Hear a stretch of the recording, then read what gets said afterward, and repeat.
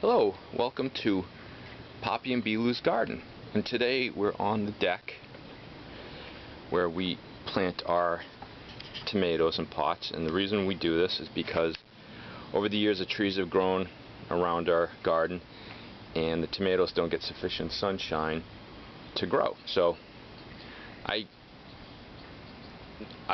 did not invent this method, but I never heard of it before I did it, except for small patio plants. But I grow extraordinarily large tomato plants, and we've chosen to grow mostly heirloom species this year. And what I'm going to do today is show you the soil that we make to grow these tomato plants. So let me just go over the species that we're growing today. Here we have a cool debut plant. And from my notes, this plant will produce a rib-shaped heart tomato, very meaty beefsteak, about 7 to 9 ounces in weight. And the plant can grow very tall, 79 inches. Next up we have Aunt Ruby's German plant. It's a green tomato, produced, beefsteak style, about 8 to 18 ounces. It actually won an Heirloom garden show taste test back in 2003. And here we have Bonnie's Best. I guess this is an old favorite, producing 8 to 10 ounce globe-shaped meaty fruit. And this guy, it's called Cherokee Purple. And it produces a dark red mahogany fruit, about 16 ounces, 1 pound. And this plant can get very tall, 9 feet. And next up, we have Copia.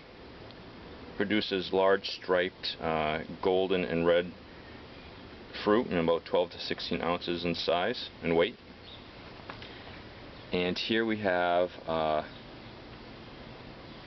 plant called German Pink, and it looks like brandy wine to me. And she produces very large fruit, or my notes say 2 to 3 pounds. And this one's another monster, mortgage lifter. And they say this plant can get to 9 feet tall, and it produces fruit anywhere from 24 to 64 ounces. So looking forward to seeing what that does. And here we have a yellow cherry tomato plant called Sun Sugar. And over here we have a plant that's called Great White. It produces a 1 to 2 pound creamy white beefsteak style fruit. And here we have a plant that's called Green Zebra. It says it's going to get 9 feet tall and produces 6 ounce green fruit. And for some reason, I don't know how this got in the mix. This is not an heirloom plant. This is Super Sweet 100.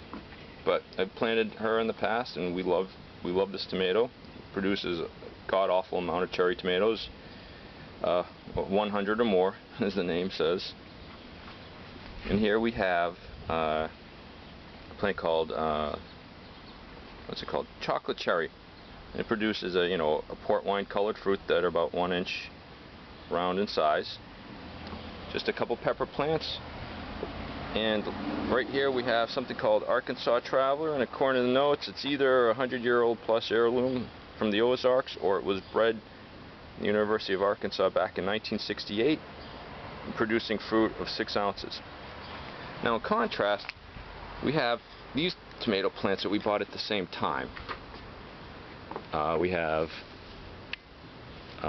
Kellogg's Breakfast, Striped German, Golden Rave, San Marzano Plum, and Pineapple. And we bought these plants all at the same time. We just haven't got them in pots. And just to contrast the size difference, so you can see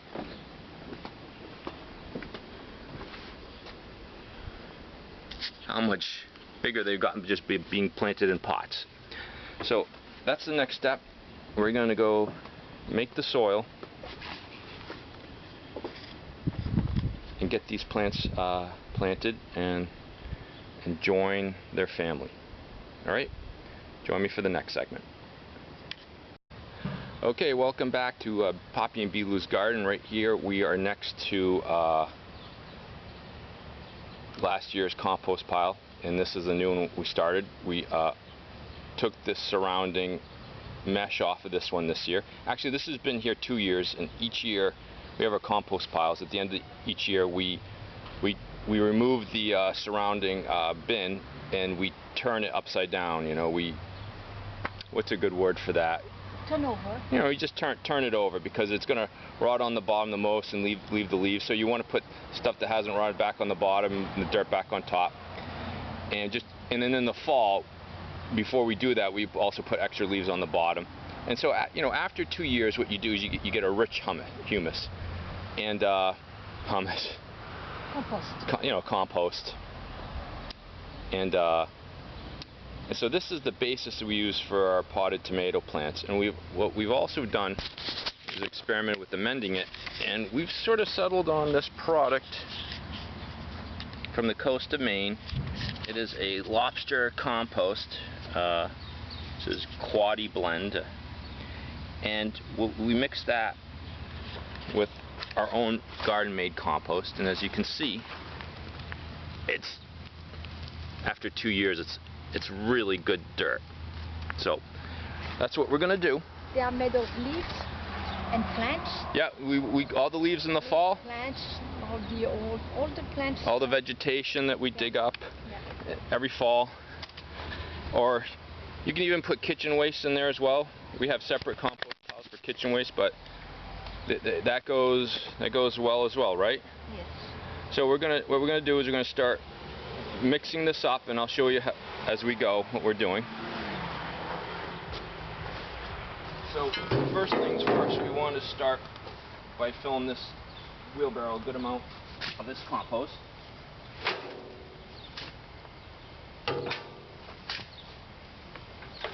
Like as I was saying, this has been composting for 2 years, so you get a really good rich dirt.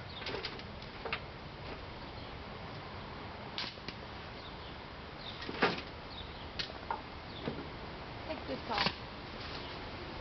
What's that? The top. And you don't.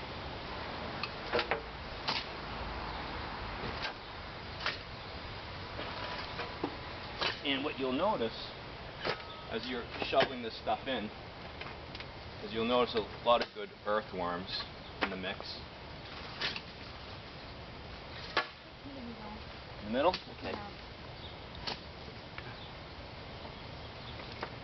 I'm going to have to take this from the top as well.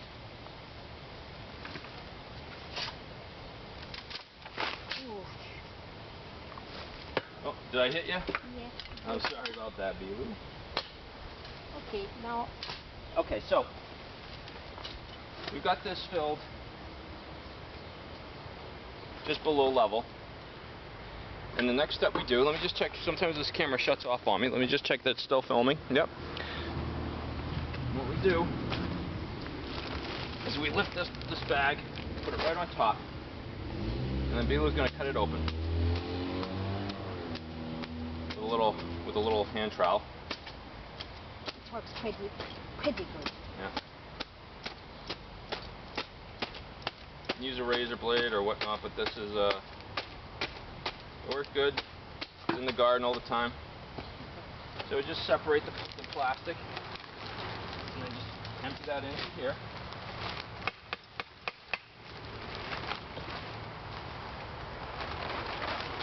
I'm going to get some of the pots.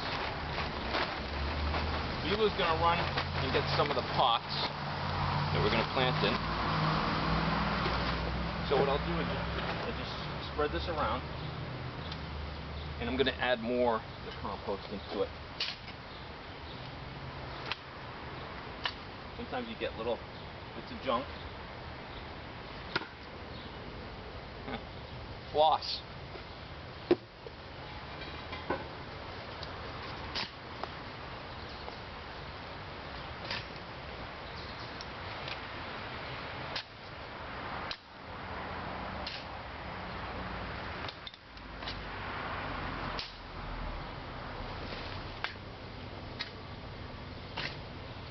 fill that much. This is going to be a two-person job. You'll see in a second. All right. I have to get something else too. What do you have to get? The blue one. Okay. You were still going to get the container. We'll be back in a second. Sometimes you just want to filter out all the garbage. In today's modern world, it seems to seep in, plastics especially seem to seep into every nook and cranny of our lives. So keep a trash barrel handy so every time you see something.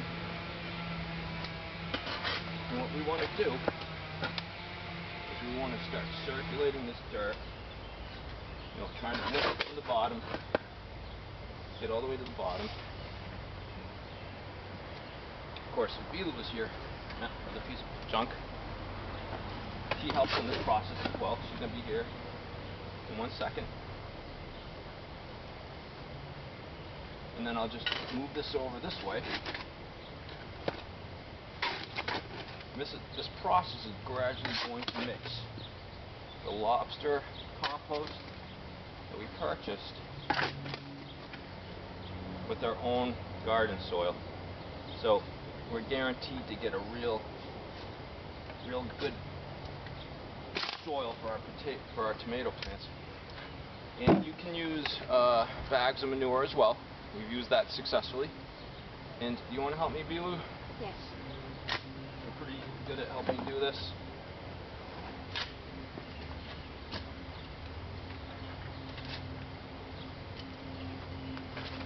Okay. Which one did you do? I just started over in this corner. So all we're doing is incorporating that lobster. More junk. Like I said, keep a trash barrel handy. Right, Bilou? Plastics seem to make it in every nook and cranny of our lives, right? In today's modern world, so you gotta be vigilant. So I lift, and she's gonna push underneath, and I just drop back down, and break up any clumps we might see.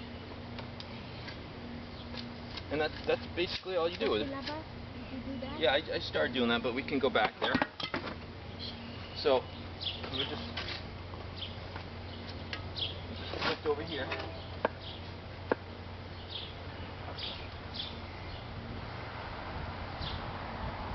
If there's some branches, little bits of bark and stuff, that's all great. It gives the worms something to munch on during the summertime. And do we have this pretty well mixed, you think? Yes, I think it's pretty good. Okay, let me just position the camera a little closer.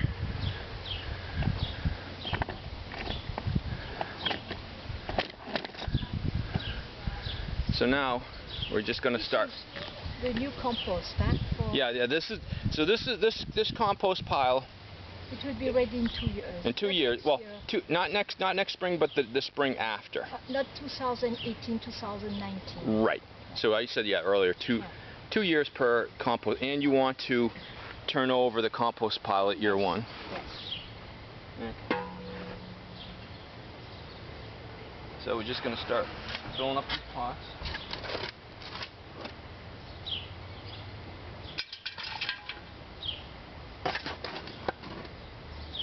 These are pots, clay terracotta pots you can get at your local garden centers. They work great.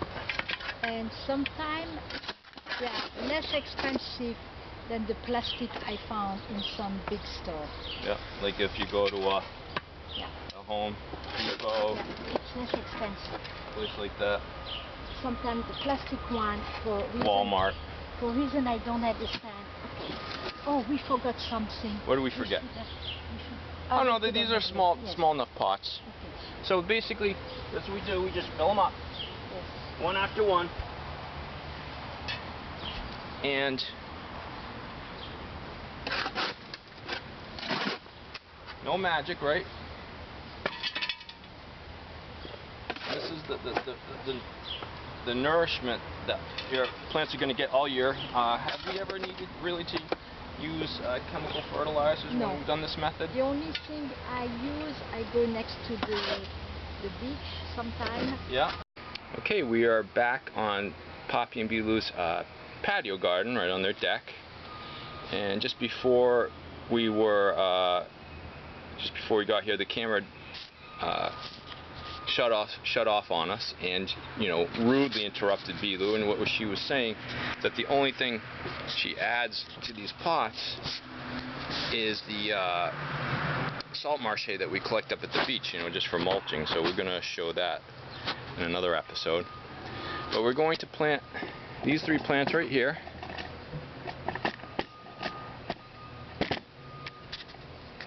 For starters, this one is called Striped German, Pineapple, and Kellogg's Breakfast. And what we've done is do the magic of television. We've got the pots already set up on the deck. And it's a very simple process. You just want to dig a hole in the middle, deep enough to put in your plant, not too deep.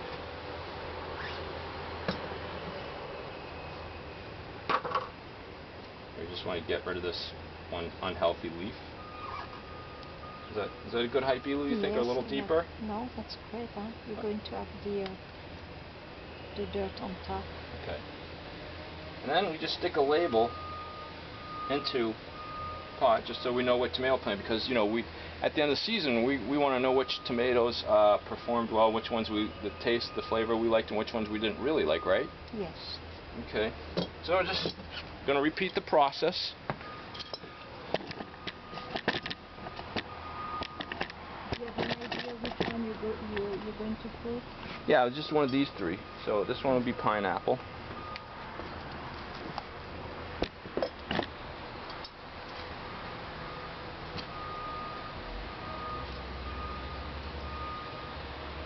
Okay. A little more. Yes. You can bury tomato plants and they'll just develop more roots too. Yes, you can, and you remove that. Right. Even yes. You can just remove like that. You can bury a little deeper. Especially if your tomato plants get long, and say if you grow inside an actual garden, what you can do is, instead of planting them straight up like that, if they have really long stems, just dig a trench into the ground and plant them flat into the trench with just a few inches at the top, and just bury that whole stem in the ground like that, and it'll create a great set of roots. And that's just in case you let your seedlings go too long before planting. And finally, Kellogg's Breakfast. And are we still on? Are we still filming? Yes, we are. I let you do it because I did so many a few days ago all around the deck. Right. Oh, I know.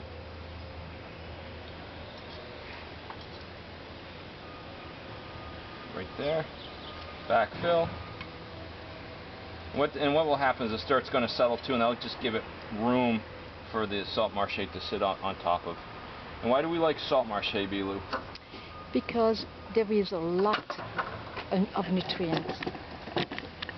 Great nutrients. Great nutrients? Great nutrients for and that's because of the ocean water. It's been sitting in ocean water. It's a perfect food for my plant. Okay. So the next thing before we end this video is we want to show you how we're going to stake these tomatoes. And as you can see on our mortgage lifter plant, we've already staked, put a cage in.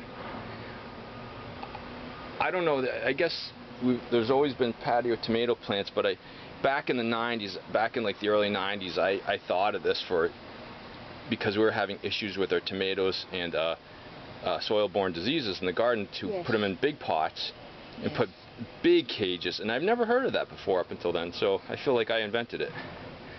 So what we're going to do... You have to stake at least that one. Okay, so we're going to just go start at this end. Because it's going to be... That's going to be? This is going to be a very big plant, and it's going to be interesting to see what I'm going to do once it grows over the size of the cage. So this is a pretty big cage right here, and all you want to do, just put it around. It's very simple. Put the legs in and then just sink it home right to the bottom, and that's all you have to do. I mean, that's it. That is all you have to do to grow a successful tomato plant in your garden. We will do each one. And yeah, all these are going to get staked, and then we're going to also show an episode where we mulch them, and and show the progress as we go along. Okay, so Bilou, thank you for inviting us into your garden. It's going to be very nice.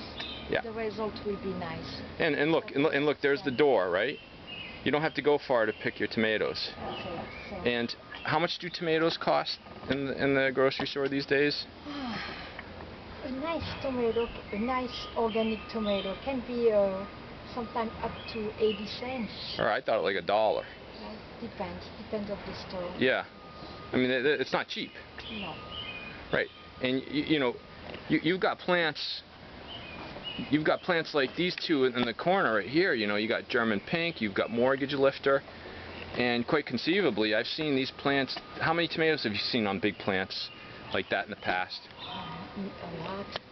Like 30, 40? Oh yes. Oh yeah. Because it can be very tall. Right. Yes. So you're talking about, and obviously there's going to be many more tomatoes than we can eat in the season. So what are we going to do with the extra tomato plants? Throw them away? No, I'm going to put them in a jar. You're going to can them? I'm going to can them, yes. Okay, so yeah, exactly. So just think about it. You're going to have tomato sauce all winter long. Yes, that's it, yes. I mean, we won't have tomatoes that we can cut. It's very easy to do. And, very easy. And maybe... when you buy the mason jar, after that, it's like a song. Okay, it's so easy to do. So maybe that'll be another episode. Yes. So we'll film what we do with tomatoes at the end of the season we can't eat, or during the season because there'll be so many. I mean. There's so many, yes. And then we'll just show how we go about canning them. Yes. And then you can use them for recipes all winter long. Exact, for sauce, for anything. Right. For chicken, anything. Right. Okay. Okay, thank you. Okay, well, thanks Bilou and goodbye. And look at that. Look at all that we've planted on the deck so far. Okay, signing out.